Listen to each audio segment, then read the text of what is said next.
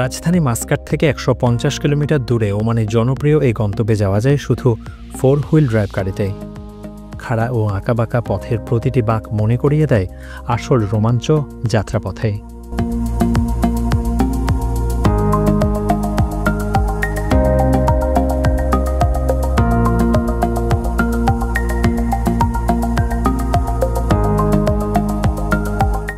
জেবল আক্তার, যার অর্থ সবুজ পাহাড়, আরব উপদ্বীপের প্রাকৃতিক রত্ন হাজর পর্বতমালার অংশ। এই পাহাড় ওমানের অন্যতম বিখ্যাত ট্যুরিস্ট স্পট।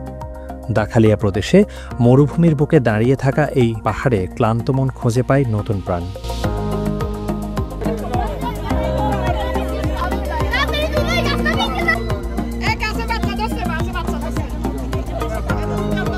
উচ্চতা প্রায় 10,000 ফুট, লম্বায় 80 কিলোমিটার আর চওড়ায় 32 কিলোমিটার।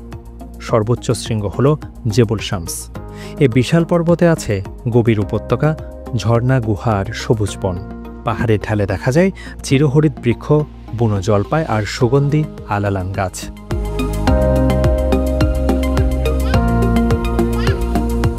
আকাশে উড়ে চলে ঈগল, পাথুরে গর্তে লুকিয়ে থাকে আরবীয় নেকড়ে, আর পাহাড়ি ঢালে ঘুরে বেড়ায় নুবিয়ান আইবেক্স।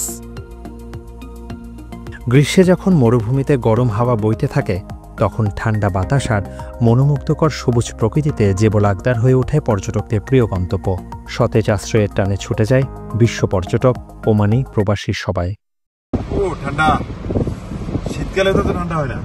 প্রবাসী বাংলাদেশিদেরও প্রিয় গন্তব্য এই প্রাকৃতিক রত্ন।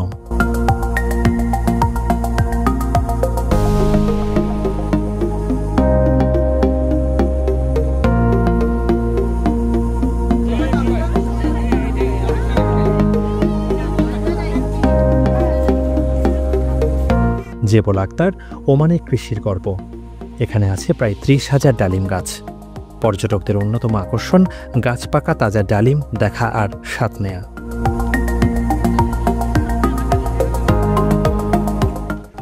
বসন্তকালে ফোটে দামেস্কো গোলাপ।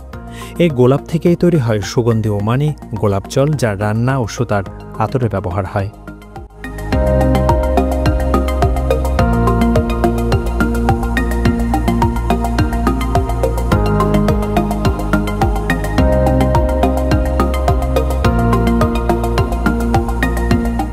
টেরেস খামারে ফলানো হয় আপেল, আখরোট, এপ্রিকট, জলপাই, নাশপাতি আর পেয়ারা। হাজার বছরের প্রাচীন আফলাস সেচ ব্যবস্থা এখনও কৃষিকে টিকিয়ে রেখেছে।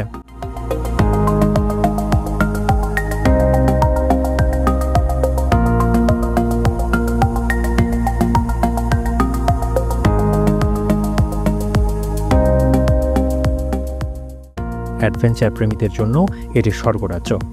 এখানে আছে হাইকিং, ট্রেকিং, গুহা অনুসন্ধান আর রক ক্লাইম্বিংয়ের সুযোগ। পাশেই রয়েছে প্রকৃতির বিস্ময়কর সৃষ্টি ওমানি গ্র্যান্ড ক্যানিয়ন।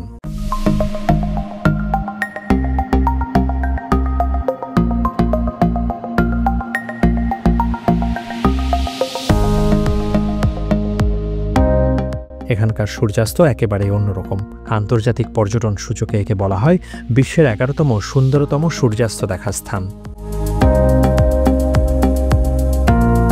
এই পাহাড়ের কোল ঘেঁষে আজও টিকে আছে প্রাচীন গ্রাম বিরকাত আল মাউস। কাদামাটির ঘর, উপজাতির দুর্গ আর আঁকা ছাদ ফিরিয়ে নিয়ে যায় শত বছরের পুরনো মানে।